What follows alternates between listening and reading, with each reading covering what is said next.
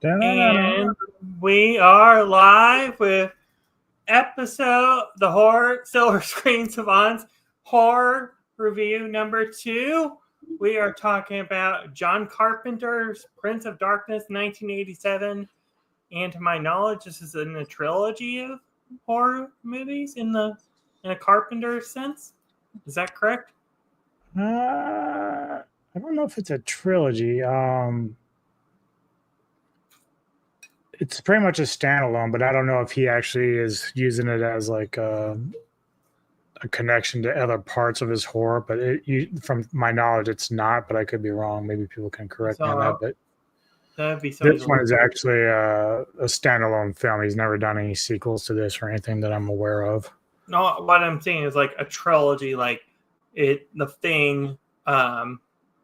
But they're not connected in any way. Okay, that's what I was trying to ask, if that's sure. Because he's known to do a lot of horror films and stuff, but they're not really connected in any way. I bet you're gonna ask me you can ask questions because if these Well, let's give him a breakdown of what this is about. So it's a 1987 American supernatural horror film. Basically, the film follows a group of quantum physics students in Los Angeles who are asked to assist a Catholic priest investigating an ancient cylinder of liquid discovered in a monastery, which they come to find is a sentient liquid embodiment of Satan. And it's funny because I've seen this film a dozen times, I actually own it. And this was the first time as I'm watching it, I kind of learned something new. So that's how funny this is, because I found it very interesting. Stuff that I didn't really pay attention to initially when watching it. That I'm like, oh, okay, this is an interesting position, because basically you have these students versus the church versus teachers who approach the idea of good versus evil, Satan versus God differently. So students obviously and the teachers come at it from more of a scientific direction, whereas the priests and the Vatican, they all come from a religious aspect. But we'll talk a little bit about that. It has a great cast. Donald Pleasant is a legend. Rest in peace for him. I know who Donald Pleasant is. That's the only name I could get out of it that I recognize, but I don't know. Victor Wong is a big name. He's actually been in a lot of Carpenter's films, including Big Trouble in Little China, which one day we'll get you to watch as well.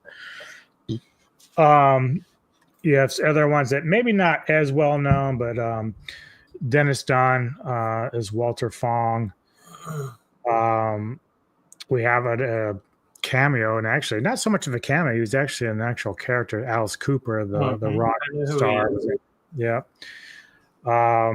Lisa Blount, Jameson Parker, and Susan Blanchard. So we have quite a few different people in here with this, but they're all very good actors and very strong. I always enjoyed that aspect about this film, is that they all perform the roles and the characters very well.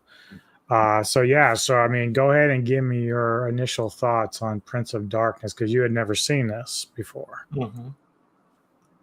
So tell me what you thought about the film and the score, and then we'll kind of just really plot a little bit. So I like the score. I think the score felt flowingly well. I think Carpenter himself that did the music with this film. Carpenter does a lot of his own music for his films. This one was co-done by Alan Howarth, but Carpenter he even tours as his own musician. So he'll go do touring gigs where he'll play his soundtracks that he does for like Halloween, Escape from New York, The Thing. So he's the one that does all this stuff for his own film, which is very impressive. Interesting. I didn't even know that until you brought that up. I didn't know that about Carpenter, that he would, go on tour, and actually, Yeah, I mean, it's not like he's doing dates every night, but he'll occasionally spot, go to some gigs and perform, which is really cool that he does that. You know what movie this reminded me of some of is Exorcist. Mm-hmm. I got Sure. Exorcist kind of vibes. I mean, I've never seen the movie, but I've seen clip bits and pieces. There. I Right. don't think it's anything I would actually watch myself personally, but I What, mean, The Exorcist? that's to be determined. Um, Yeah, you will watch it one day. oh I will force you to watch that film. boy, no, but I know what you're talking about with that one. Right. But yes, I do see a lot of elements like that, and then I see an element of zombie films because to me, I think these are kind of like zombie, like they're like something is controlling them in a sense, and it's Right. that tube that we see in the movie, Green goo. green goo. I think that this is. I got weirded out when I was watching this. I'm like, what is going on? Yeah. This is not normal for me to get weirded out when watching a horror movie. So this adds a new level and new element to me. Well, and the thing is, like, for Carpenter during the 80s, he was like God when it came to horror. Like, just so many great films during that period. Halloween kind of kickstarted his career as a director, but the 80s, he pretty much dominated with a lot of these films like The Thing, Escape from New York, Big Trouble in Little China, Prince of Darkness. Just so many films that if you think this is weird, if you ever get a chance down the road to watch In the Mouth of Madness, I've seen that film like 5 times. I still hardly understand it. It's so crazy. So he has a knack of telling cool stories, but sometimes it's hard for me to even keep up with what he's trying to convey with his storytelling. Now, these ones like Prince of Darkness and so on are a little bit easier to follow, but In the Mouth of Madness is one of those films I'm still just trying to cope with in terms of like what's real, what's not. So yeah, we got this issue where a nun at the Vatican is checking on one of the old priests, and this priest has passed away overnight. And he's got this little box, and within this little box is a secret that the Vatican's been keeping quiet for like over 3,000 years or something.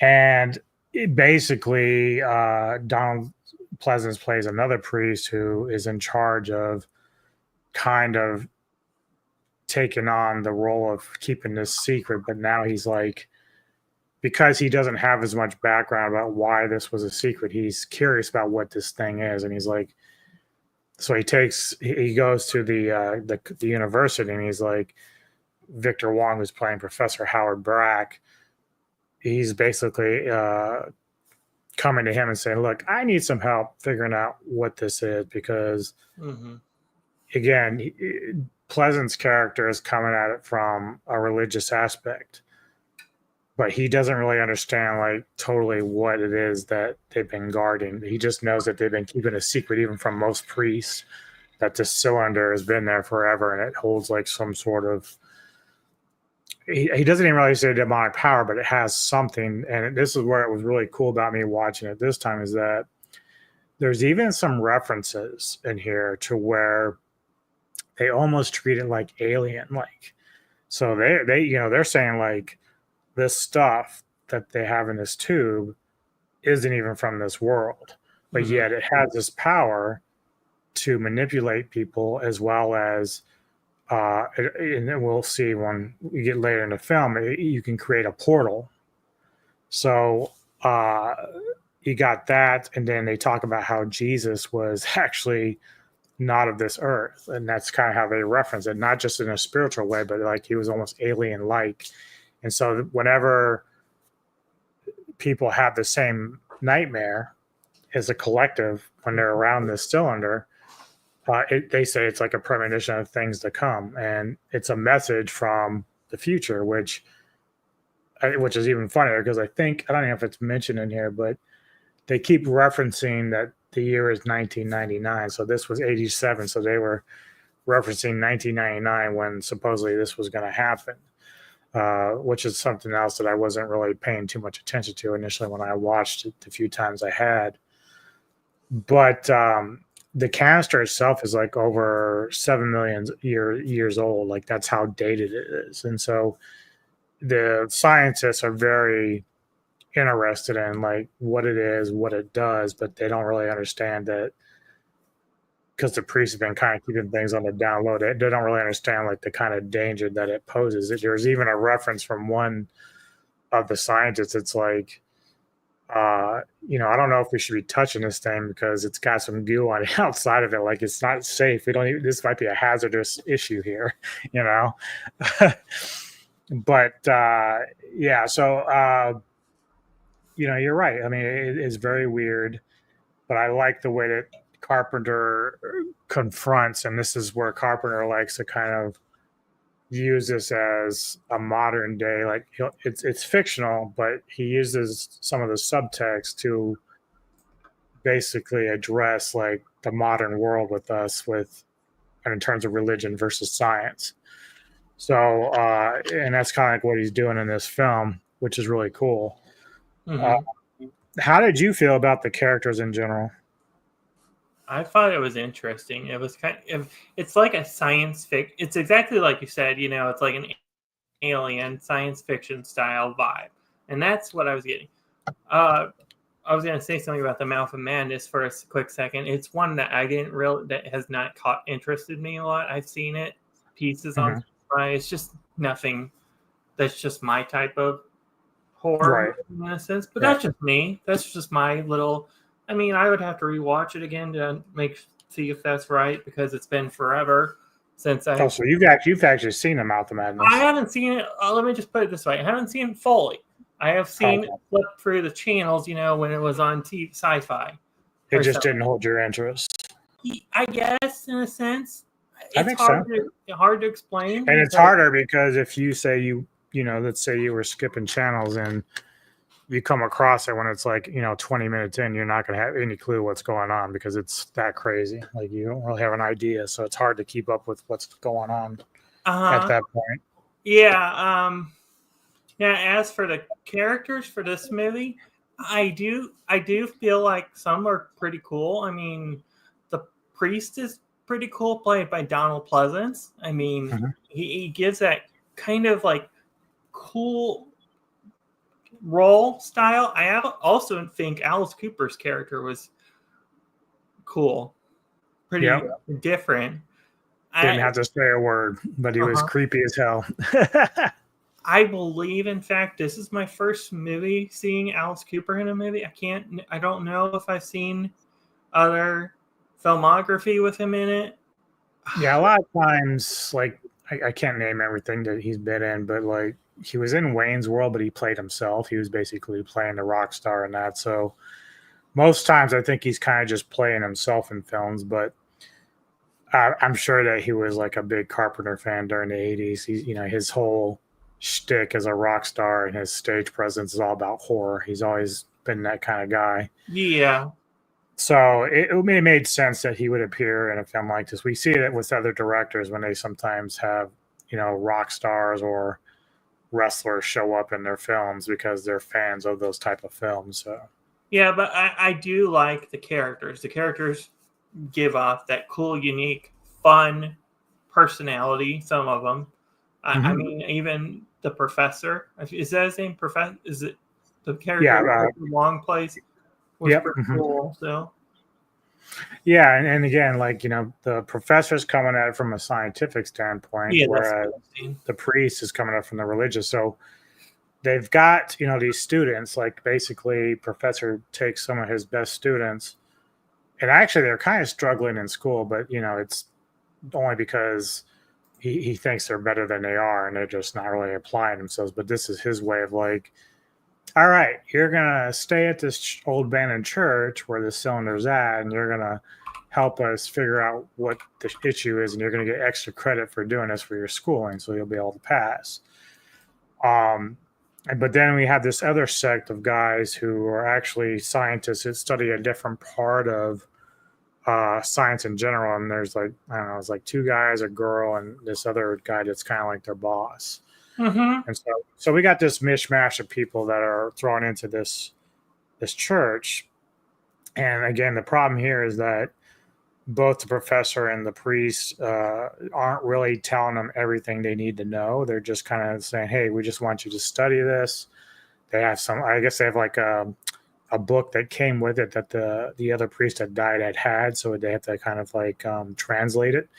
It's old Latin, but it's been like copied over a few times, so it's kind of interesting. But again, each character in this it stands out to their own. Like they're each individual, and they do stand out. So like I like how Carpenter set them apart. That they're not cluttered, they're not rushed. Like some are a little more important than other ones, obviously, but each one has their own identity, especially throughout the film. And when it comes time to address them as such, they do that. So they start working on different parts of the church, and some are like decoding, some are analyzing like the fluctuations, because this green tube, that if anyone's never seen this, it's a tube. It's old. It's like rusted out. It's got some shit dripping off of it, but inside it's got this swirling green liquid, and it's pretty wild. And so they can't seem to break into it. Like it's so old, but it's so tight and locked up that they can't get into it.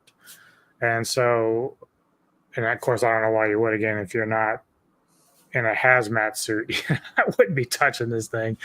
But so they start trying to translate this book, and it's obviously dating back, and it starts talking about the history where Christ, we know Christ as like a religious icon, but in the book, it almost treats him like an alien species, that this sentient goo.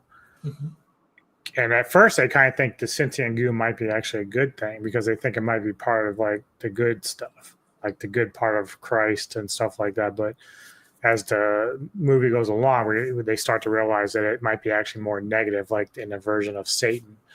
And again, it has power to manipulate people. So at one point, the one girl, I can't remember her name. I think it's, let me see if I get it right, because I'm trying to remember. It's the one with the glasses. Is it I think, Kelly? Is it Kelly? Yeah, Kelly. So she is the first one that actually is coming down to see the tube, and at this point the tube is leaking, but it's leaking it's going from the tube up to the ceiling, which is very odd. So it's dripping upwards toward the ceiling. And so she's kind of looking at it, and everyone else is kind of like in a meeting. They're kind of talking about some other stuff. And mind you, also outside, before one gathers for the church, we have homeless people, which Alice Cooper plays one of the homeless people. And they start gathering, and they start kind of like surrounding the church as if they're in a zombie-like state, like you said. They kind of act like zombies a little bit. And we get, of course, the shot of the sun and the moon kind of close together. So part of this is like, if there is a premonition, some of that stuff's starting to come true. And now these homeless people are somehow drawn to the church because of the cylinder that's there. So Kelly's the first one that's kind of like by herself with this cylinder, and she sees at the ceiling that it's got like this layer of green goo up there. It's like watery.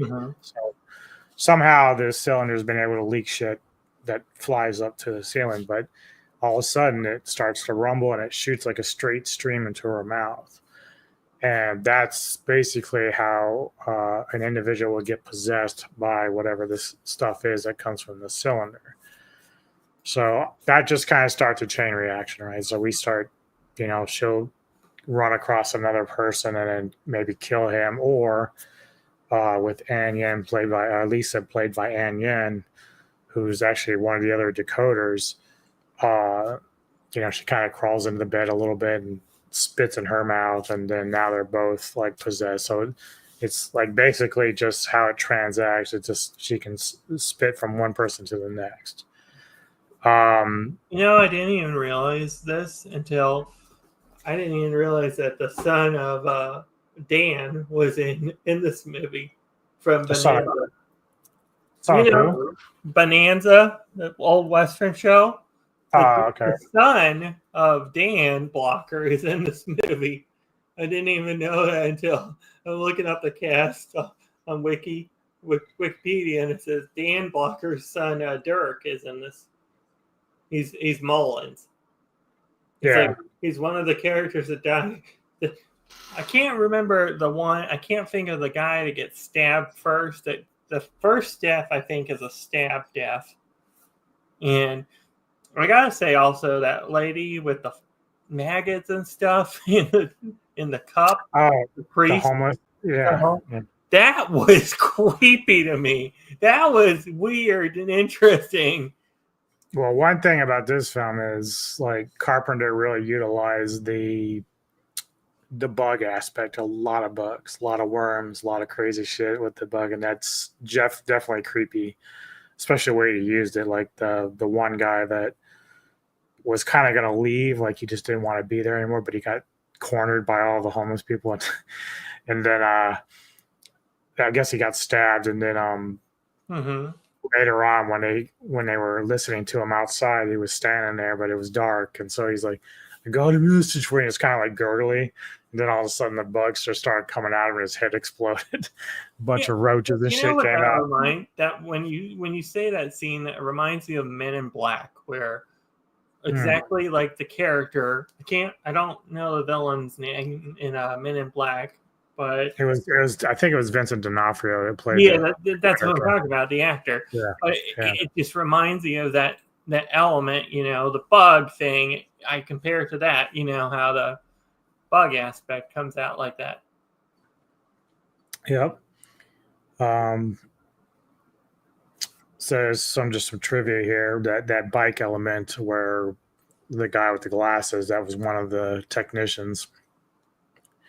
He went out for a smoke, I think, or something, or he was going home, but he got cornered in the back stairwell, and that's when Alice Cooper had his bike. Apparently that bike thing is something that Cooper uses on his stage, so that he's done that impalement thing on stage before, not killing anybody, but that was the prop that he used on his stage show for that as well. So that was kind of cool. It says Carpenter states he set out to make a film that was atmospheric and dreadful. At the time, he was noticing a lot of derivative horror films and wanted to try something new involving quantum mechanics and religion. So yeah, he was definitely coming at it from a science versus religious aspect. I think one of the more creepier aspects of this film is when I gotta make sure I get the right character for this, which I can't. Let me see here.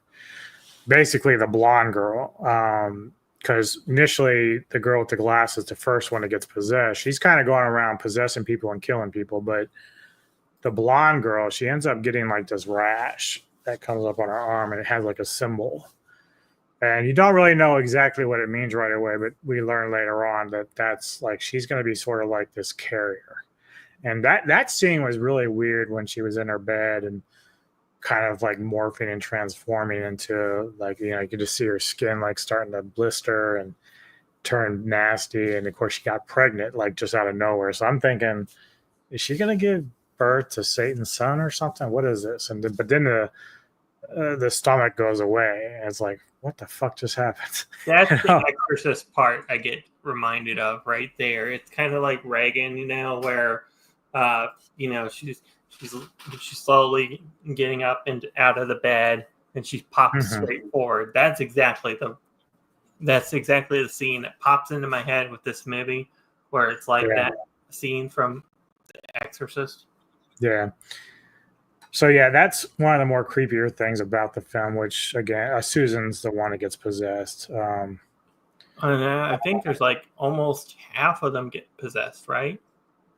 Oh yeah, I think, which is interesting because usually with films like this, it usually ends up with like only one or two people that survive. But this one, you have at least 4 or 5 people that actually survive the event, and some that you didn't think were going to make it. Excuse me, but. Yeah, so they spend as the night's wearing on, like they find out people aren't around, like they can't find anybody. That's because some people have supposedly left because they just are weirded out by this tube thing. And then other ones are, of course, possessed, but they're kind of hiding for the current time, because they're going to spring their traps on these people one-on-one, I guess. Mm-hmm. What did you think of the special effects they were using? I think special effects were pretty cool. Like, let's say the green slime was pretty cool. How it's so there's a pretty cool scene where it shoots up into the ceiling and then into the girl. It shoots up into the ceiling and into the girl, I think. And then that's how all that embodiment stuff happens. And then there's also especially that kill with the bike, Alice Cooper. That had to be some kind of special effects right there. I wonder if that's like a Savini type of thing that Savini would do.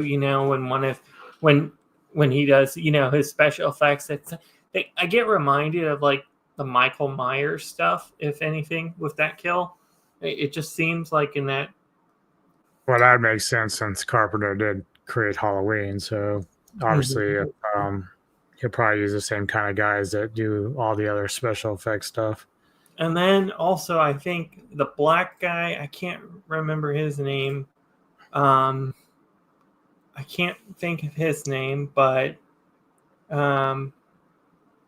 where he gets killed, where he gets, they think he's when he comes back alive and then he slits his throat. Like, that was pretty cool FX. And then you see the bleeding. There's a lot of really cool FX in this film. I mean, I think you would have to scrub through this whole movie to count all the FX that was used in this movie. So this sort of addresses what I was talking about. So it says, Catherine identifies differential equations from before their known invention. Lisa's translation, meanwhile, claimed that the cylinder contains Satan, who was buried by his father, an ancient god who was banished to the dark side. Sounds like Star Wars. Jesus Christ was an extraterrestrial humanoid who warned humanity about the cylinder. Technically, if they're going to go with that angle, it could mean that's why Jesus might have had special powers, because he was an alien. I guess that's how they're kind of approaching it.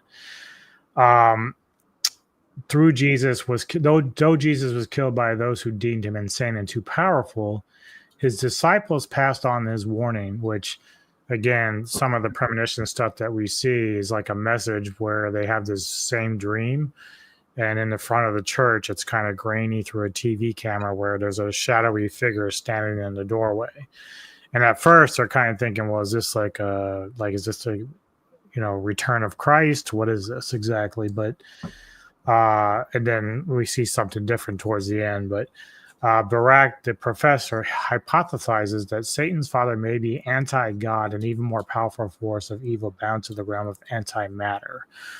So they're treating evil as basically like a liquid instead of just like an actual humanoid, but it can, when interacting with humans, can become horrific. So we see like the zombie effect or the grossness of Susan Cabot when she's like on the bed and transforming or morphing or whatever that fucking is, metamorphosis that's happening there.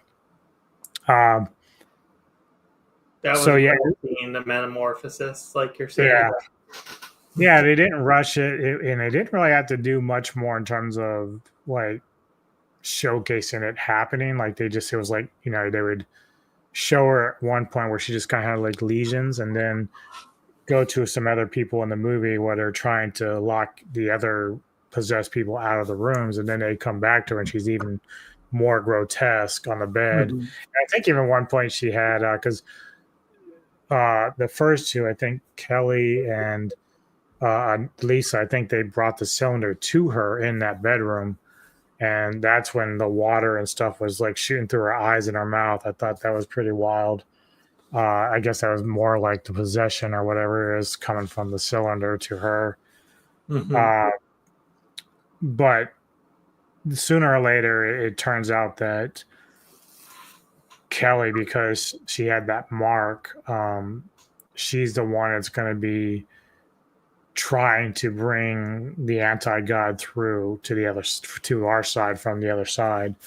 That black guy you mentioned earlier, I can't remember his name offhand, but he's the one that cuts his throat after, like, and he was trying to fight the possession. If you remember, he starts singing Amazing Grace and trying to keep it from taking over his body after the two girls attacked him and infected him. But he was trying to go and pull the anti-god through the mirror, which, if by lore, the mirror is like his name is Karl in the movie. Yeah, okay, so, but the mirror is like kind of like a gateway between worlds, and a lot of times that's used in different horror films and films like that where they talk about portals.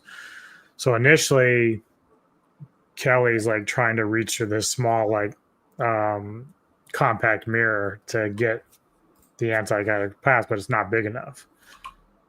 So eventually she's going to make her way to the bathroom where there's like this big ass mirror, which that's her plan, is to kind of bring the father over. And I guess now that she's got the mark and everything, she's actually possessed by the tube, which makes her the son, which makes her Satan, basically. Uh-huh.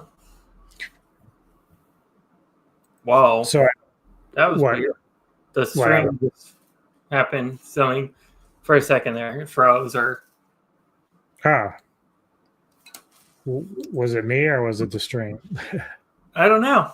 Anyways, we're still here. It could be StreamYard. StreamYard's been having some issues lately. Uh-oh.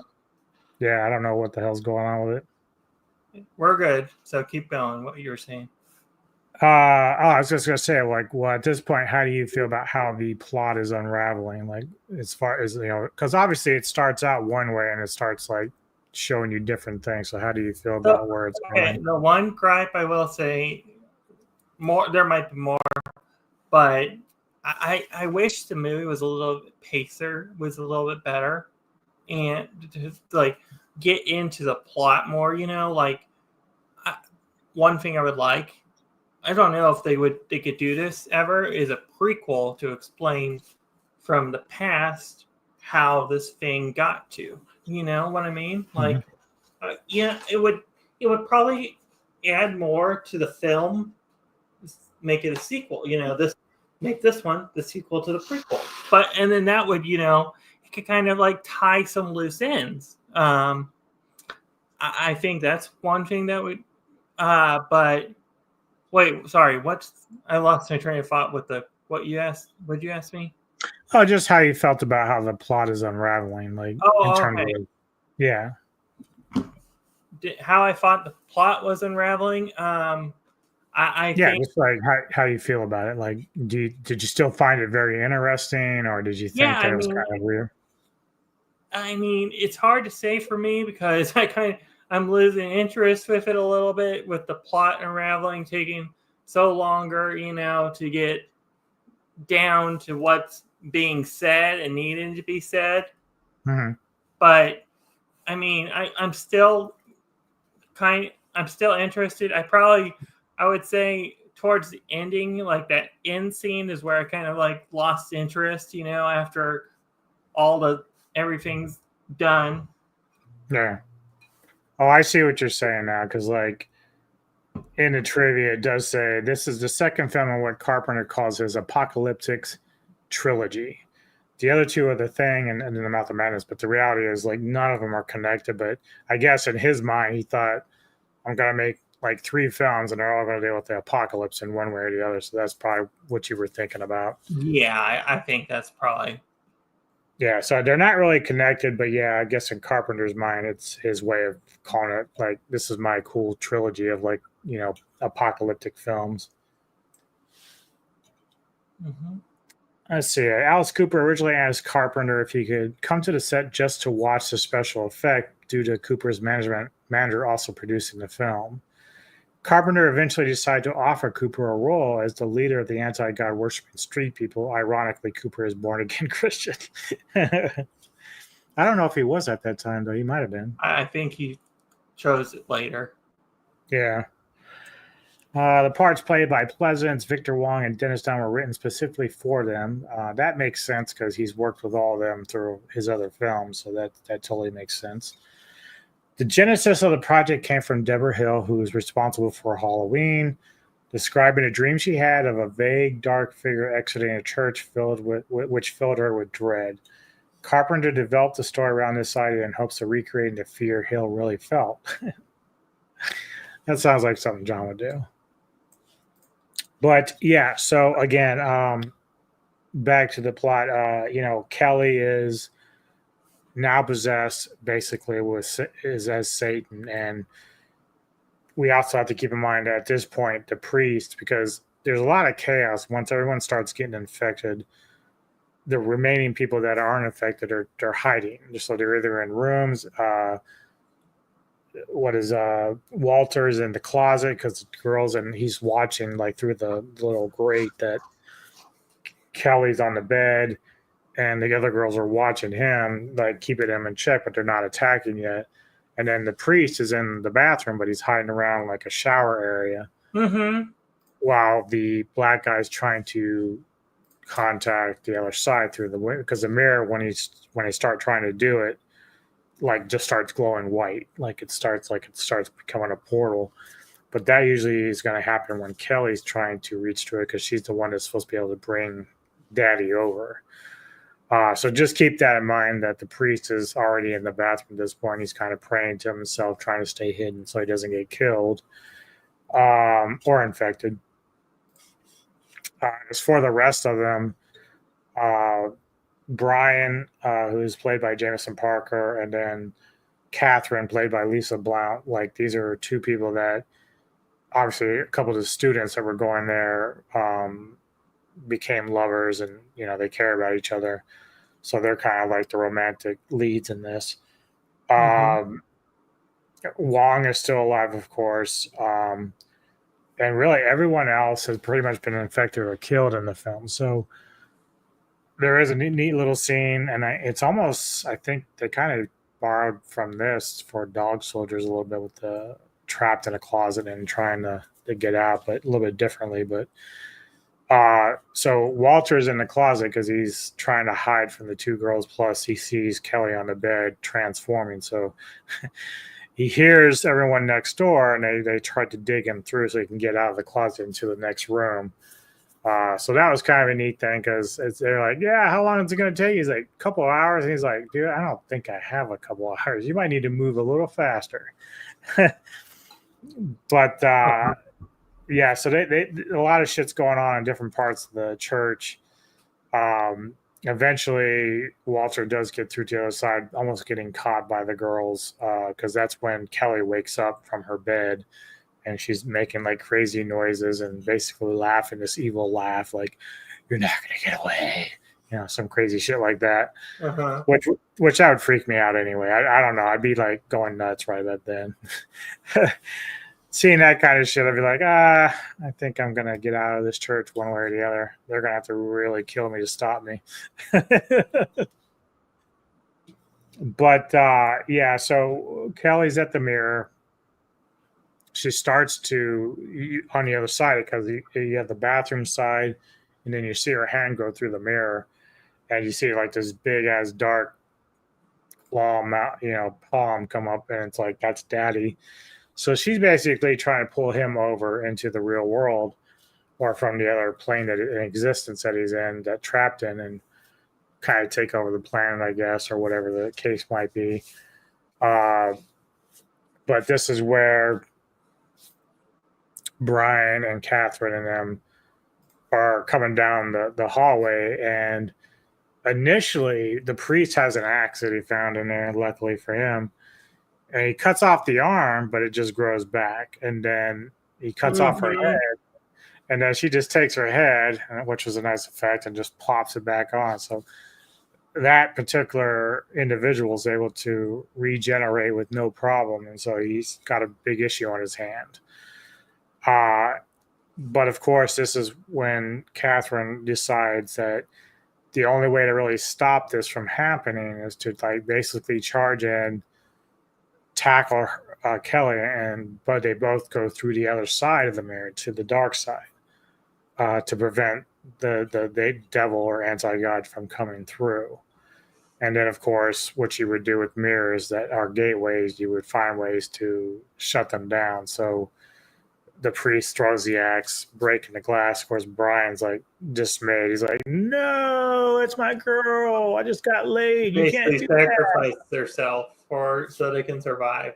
That's the best way to describe her. But it does lead you to wonder because, like most things with mirrors, like, will this thing try to come through another mirror somewhere else? Like, this is almost like some other movies I've seen where mirrors are portals. Unless you're destroying every mirror that's available to keep something from coming from the other side, who knows? But yeah, the other cool thing was once they did close the portal, the people that were possessed just like collapsed and they kind of like got smoke coming out of their mouth, like they're passing away from, they're no longer possessed or whatever. They're just dead. So that was kind of a cool effect. I'm wondering one thing though. Is that the only mirror in that place though, where they were at? Right. Yeah. They never really know. They need to make a horror movie called Mirrors where things just come out of mirrors all the time. That would be Well, they probably do have stuff like that. I know there are some movies called Mirrors, and like they deal with the same kind of shit. Not really so much Satan, but like hauntings and stuff like that. So it wouldn't shock me if they have films like that. But again, it does lead you to believe, well, you've got these people on the other side now. Like, are they really trapped in there? Because if they are, then you don't need to break the mirror. But the priest was very adamant about destroying this particular mirror. So maybe it's just to prevent them from jumping back through. I don't know. But you would think they'd find other mirrors to maybe try to get through or whatever. And even the ending kind of leaves it open to like, in fact, that's what Carpenter does best. Like, did you ever see The Thing? I don't remember if you ever saw that one. No. Okay. So, hold on. I've seen the 2011. I never saw the original. Yeah. Okay. We'll get you there at some point. But what Carpenter likes to do, sometimes he likes to end his movies with interpretation of what's going to happen. So Brian, of course, lost his girl who saved everybody, which, Professor Howard tells him, like, she saved us all by sacrificing herself. And then he wakes up because he has this, again, Brian starts having that premonition. It's like the message. But this time the shadow figure in the church is not just some random thing. It's actually Catherine. And so he wakes up and he turns and she's in, like, Catherine's next to him, but she's got gross face. And then he wakes up from that nightmare. So it's almost like Inception. But then again, he wakes up and nothing's there. Nobody's in the bed. It's just a pile of nightmares. But it makes him think of why he's still having these nightmares. Like, you shouldn't be having them anymore because everything's gone. Like the Satan and anti-God aren't over here. So he basically goes up to his own mirror in his bathroom and he does this whole like thing where he's like reaching out, and before he can touch it, it goes to black and the movie ends. So Carpenter likes to play around like that to make you kind of like let you take a guess at what you think happens when he does that. Like, does he get to go pass through it, or does it just do nothing? Like, that's the whole idea of making it ambiguous. So did you find the ending satisfying, or did you think that you would have liked to see something different? I thought it was satisfying. The ending reminds me, I don't know if you remember the ending to the original Friday the 13th where Jason appears out of the water at the end and jumps. It's like that in the sense. It's like a nightmare.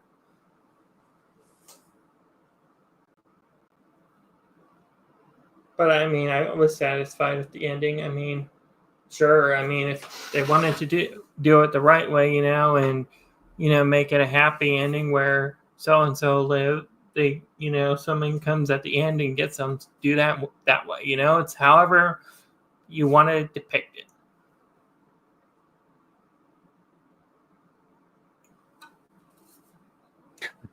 Alice Cooper states he was directed to act emotionless and brain dead by Carpenter.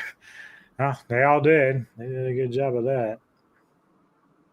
Do we know if Cooper's character died in the end? Like, do we know? See, the one thing. No, because you do see like once she's gone through the mirror, the Mm-hmm. people outside just kind of disperse. So like, and which is weird because they were all eating bugs and shit like that. So you would think that they would kind of decay or collapse out of death too, but they just see them walking away. So maybe because none of them were actually infected from the tube, and also because they weren't dead, they were just homeless people that were somehow drawn to the tube. Because that's one thing they talked about, how at the beginning, once they had the tube in the church, it was starting to gain power, and so it would start very small. So the people, like the Mm-hmm. homeless people around the building, were gathering. But as people started like working inside the church, and then eventually when that first girl gets infected, it makes it stronger, so she's able to manipulate things and do things telepathically and all this other stuff. So it's almost like it had to gain souls to get stronger in a sense, and that sort of goes along with the whole like you sell your soul to the devil type thing. Mm-hmm. So oh says Carpenter claims to have been fascinated with religion ever since watching the old Hammer horror films and how holy water would destroy vampires. Those are ones I've never seen as the Hammer movies. Yeah, I mean, some of them don't hold up as well, but they are very influential to a lot of horror that we have today. Is it? But isn't the Hammer movies just Dracula? Not all of them. Hmm. Oh no, I thought No, because even what's the movie Radcliffe did? He did a reboot of it. was that Nosferatu. No. It's gonna bug me because like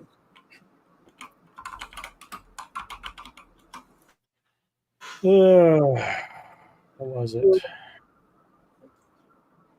The Mummy. New. I think I want to say it was 2011 maybe that he did it. Let me see. Where's his filmography? God damn it! You got too much shit about Daniel. There you go. This is what I need. Woman in Black. So the Woman in Black is a Hammer film. So yeah, he did a remake of that. Hammer did a lot of different horror. I mean, Dracula was a big part of it, but they did a lot of different stuff back then. I think even the Mummy was part of Hammer horror for a while. So so the Mummy would be the original was 1959, and then those would be cool to look at. I'm always of the originals, like of the dark stuff. Like here, I'll just go say it this way: the Universal stuff for horror movies, the stuff I've seen is like I've seen the Wolfman from 2010. I've seen yeah, so they did stuff like the Hound of Baskervilles, which is like Sherlock Holmes.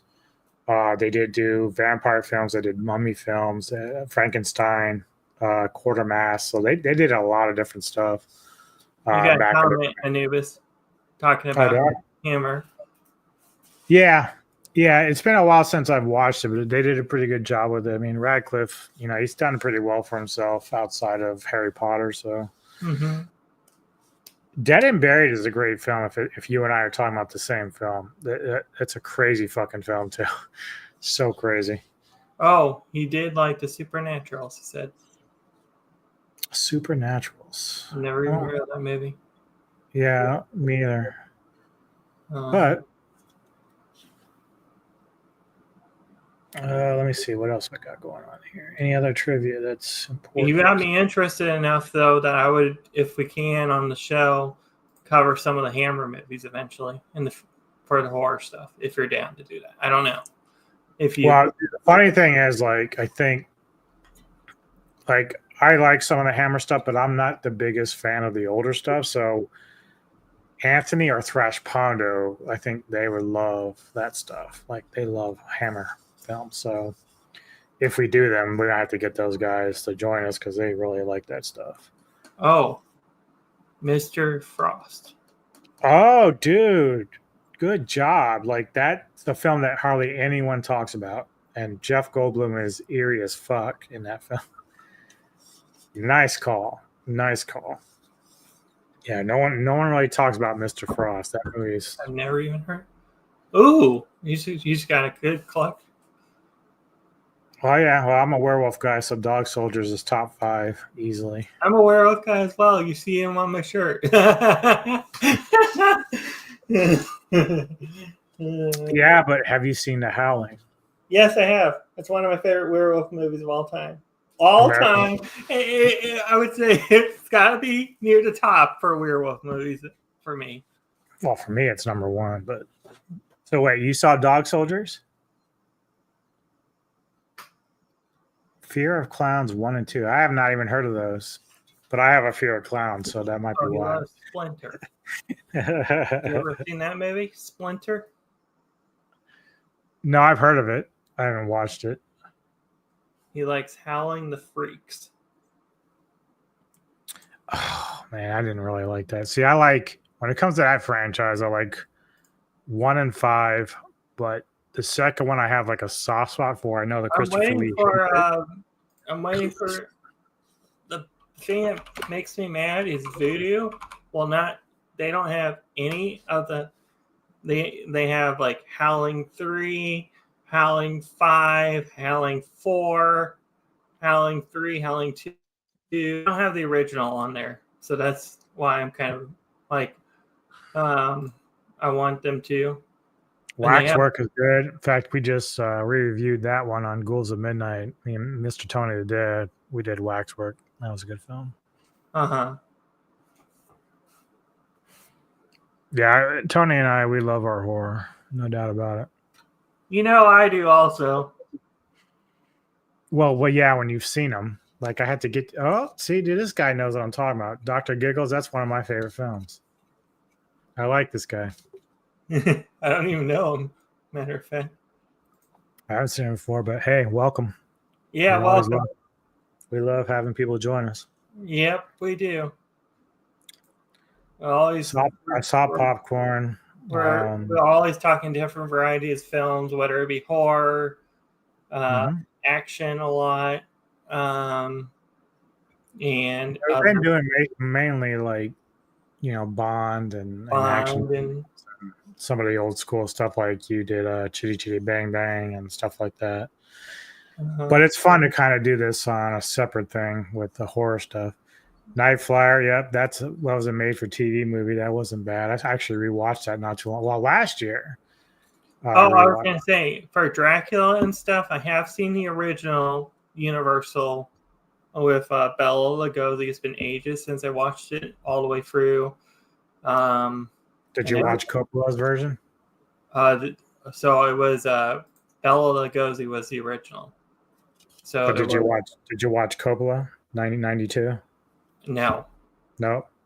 But I did. I have seen parts of it. So. Yeah, you got Anthony Hopkins, Keanu Reeves, Winona Ryder. So and Gary Oldman, he's excellent in that film. It's what started his career, and in fact. But if is it Castellar, if I'm pronouncing your name right? If you like werewolves, man, and well, actually, the next couple months, but mainly October, another collaborator in ours, Kevin Lambert, he's doing like the entire month on werewolf stuff, and I'm doing some on my own channel as well. We're going to be covering a lot of werewolf films. So, while I'm thinking that we should do some on this as well, if you're down. Oh well, we got stuff coming. Like I already know what I'm doing after your pick next week. So, Ghost Story, nice call. Very nice call. Everyone likes Monster Squad. I never got into it. I did never seen it, though. I mean, I want to check it out. A lot of people. I just bought the Werewolf TV series on a Blu-ray. Are we gonna have you show this on your next unboxing? Well, no, I got it a while back. I need to watch them all. But I remember watching it as a kid, and I never kept up with it because they were doing it like week to week or whatever. But everybody, there's been horror channels and on social media that talk about that show. So I myself have never even seen it. I'll have to check it out sometime. It's got good looking werewolves, and I mean, they remind me a little bit of old series. It was kind of like horror-ish called the Hitchhiker, and it kind of reminded me a little bit of that, just in terms of how they presented it. But you just had this guy that got bit by a werewolf, and well, actually, he starts out with his friend. His friend disappeared, so he went to find his friend at his pad at one night, and his friend's like, "You gotta lock me up. If I change, shoot me." And so, like, in order, like, whatever happens when you were infected, you would have like this pentagram on your palm. And so when he starts to transform, it start bleeding and then become a werewolf. So he spent basically the entire series trying to find the master werewolf to try to break the curse. So if you want me to be more specific with which Dracula, I am talking about 1931 Dracula, the original, OG, the grandfather of the horror movies. Yeah, I'm pretty particular about vampire films. Sometimes I like them, sometimes I don't. But this spookies. Hey, I wonder if you watched the Joe Bob do the review for Spookies. That was funny as hell. People on the Stairs. We actually reviewed that on Ghouls. Yeah, he's trying out some good stuff. A lot of stuff we've covered. And and it sounds like there's gonna be a lot of good stuff on this channel coming up for horror. Well, my next pick for you, I cannot wait, because you think you have figured everything out. No. Are you gonna say that yet, or are we gonna do it for the next? After you announce yours, we will. So, what is your final thoughts and rating for Prince of Darkness? Oh, sorry. I just discovered the hearse. Also, I've never heard of it. I've heard of it. I can't remember if I watched it or not. I've heard of it though. What is my final rating? And final thoughts. I'll give my final thoughts and then my rating, like we do normally. Final thoughts is this is a cool must-watch movie for anybody that's never seen it. I would say if you want to see a decent, good Carpenter movie, check this one out, Prince of Darkness from 1987. You can watch it on Archive Online, all of it on Amazon. You can rent it. I don't know where you can buy. That's where you can watch it, but I don't know physically. As for a rating, I have to go 8 out of 10. I got that vibe. Like, I don't know why I don't want to go to the 10, but I mean. Oh, no, it's fine. It is, it's all subjective about how you view things. And so. But I mean, I just got that feeling there's stuff that didn't sit right with me. And that's why I'm saying it's not perfect 10 out of 10 movie. Yeah, so I mean, I still like this movie a lot. It isn't one of Carpenter's best, obviously, but I do enjoy it a lot, and that's why I kind of like when I watch it, I just come back to it after a while, a few years, I'll revisit it. Great acting, like I said, and Carpenter even mentioned that the way that he shot the film, he wanted to make sure that each character had meaning, and I said that earlier in the review that. In this film, each character, like there's a lot of characters they work with, but each one of them has like their own time and space to work within the movie, so that they're not like just throwaway characters. So, and I like the concept. The fact that they're trying to mix in sort of like this scientific, like science versus religion, but also the fact that they kind of say like Christ was like this alien humanoid who was trying to warn Earth about this thing. And so that's kind of a cool approach, even though it might piss off the people who are religious who don't believe in aliens or whatever. But that was just Carpenter kind of like throwing shit at the fan to see how it stuck. And he always has a good time playing around with like agendas and stuff like that. So, but it's not anything preachy. It's just well thought out plot devices, and I like how he works that shit in.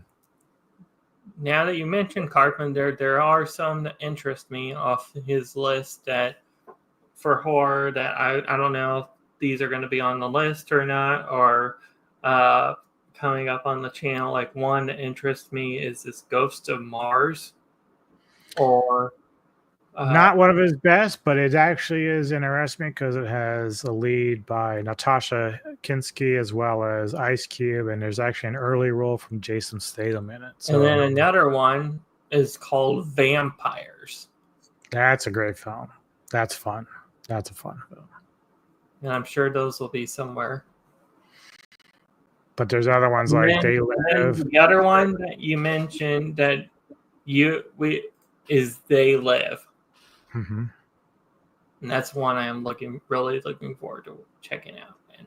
Yeah, They Live's something you have to see. You have to see Big Trouble in Little China. That is such a fun movie. Mm-hmm.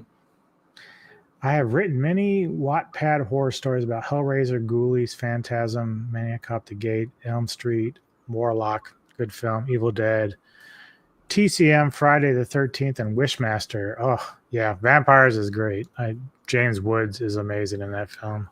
A lot of fun. Do you want to go for your upcoming content first?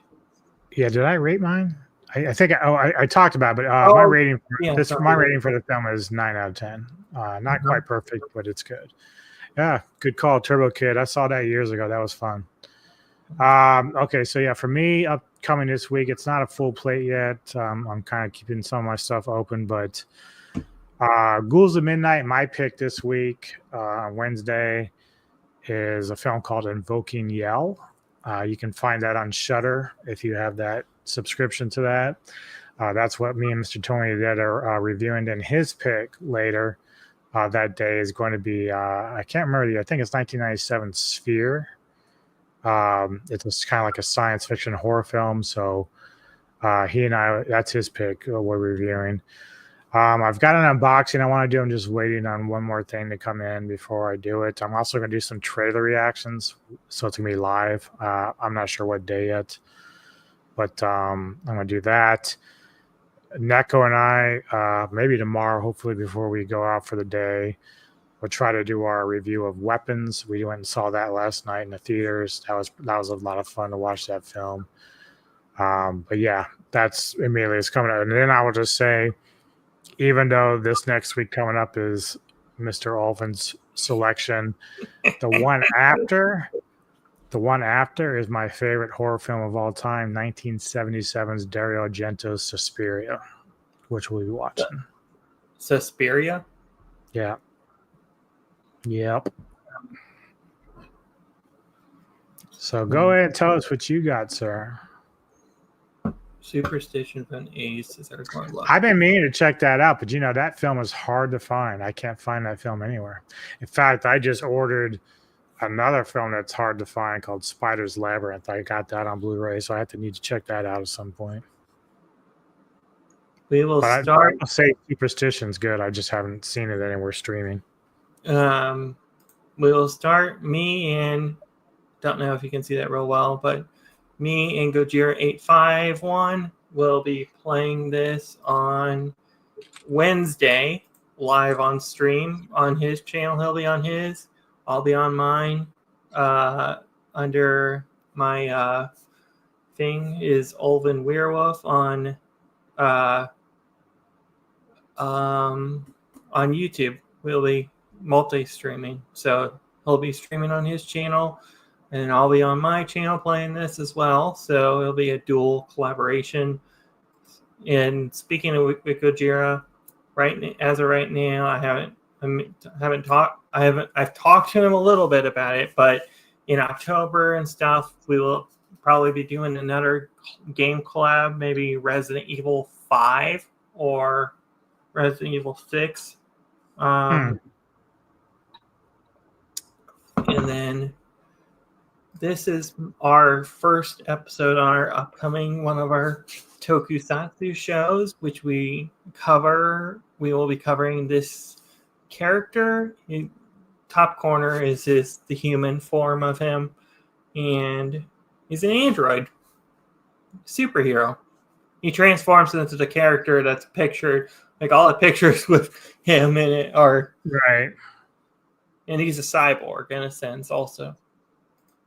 Then next week on Savants, we have this. Van Helsing. A fun movie, actually, I think. Yeah. And that'll be me, you, maybe Mr. Tony of the Dead. I hope Tony can join us for that. I would like that.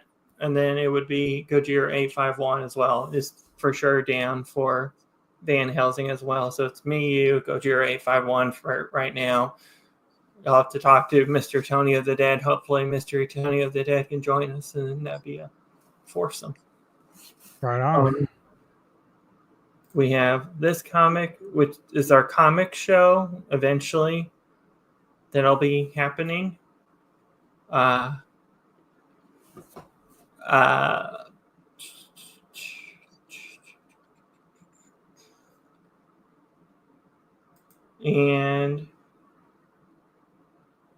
the other show that I forgot to mention last week is what is the Henshin Heritage is the name of the other tokusatsu show. I am still cracking at the opening to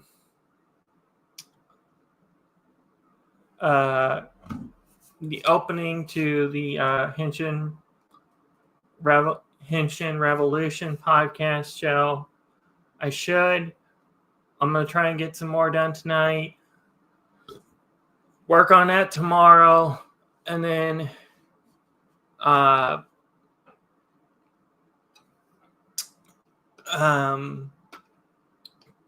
hopefully I can get the intro at least put onto the YouTube side of things. And then I have to do the ending and stuff like that. I already got the intro music. I'm doing one of your bands that you said recommended to do for that. And then I've got the outro to put together. And then also for the other show, I've got the intro, outro for that. I've figured out how to do Steam on streaming, so that'll be down in the pipeline sometime as well.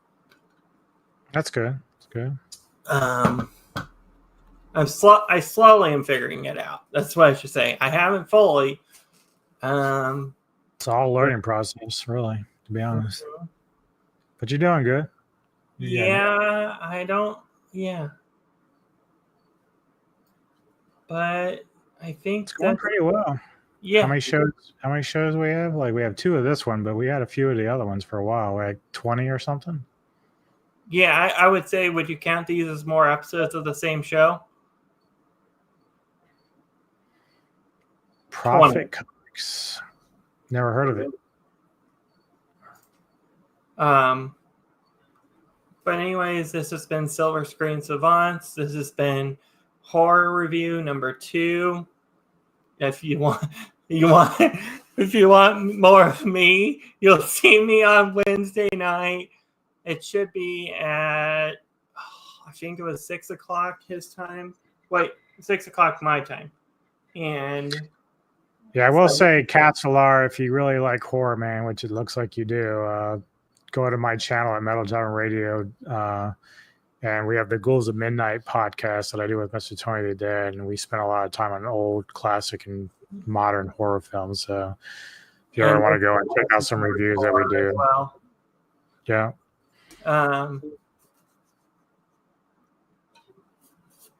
But this has been Silver Screen Savants, episode number 2 of the horror reviews. In fact, 20 was the other number for the other stuff. And I mean, I don't know, if you consider these 21, 22 or not? In some ways, yeah, but it's just a different side. It's like a side quest.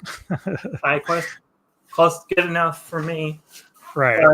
You'll see Silver Screen Savants next Saturday with Van Helsing. Sorry, had to do the wording like that because that's how Dracula kind of says it in the movie. Um, The lovely Kate Beckinsworth. oh my gosh, and a phenomenal movie in my opinion. But I'll let Gojira 851 say his piece because the guy's a big Hugh Jackman fan. So, is he really? That's fun. Why do you think he likes Wolverine?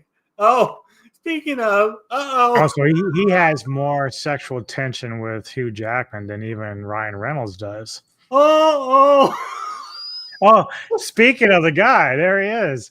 So Goji's been crushing on Hugh Jackman. He don't care about no Kate Beckinsale. He wants Hugh Jackman's junk. But in all seriousness, and you'll see me and Gojira on Wednesday on his channel is Gojira851, like that on the. Check him out. It's got good shit over there. A lot of kaiju stuff. You'll see him over there on his channel. You'll see mine on my channel on Saturday. Oh man! But in all seriousness, see you all on Wednesday for Gears of War Reloaded. Oh, before I forget, there was Gears of War news, and I'll send that to you so you can read that off stream, Anubis. It's really cool, pretty cool. There's a movie they're doing on Netflix, so. Okay. Very cool. But you'll see Silver Screen Savants also on Saturday, but as that's everything that I have to say. Now, that's it. Time to get out of here. Right. See you guys later.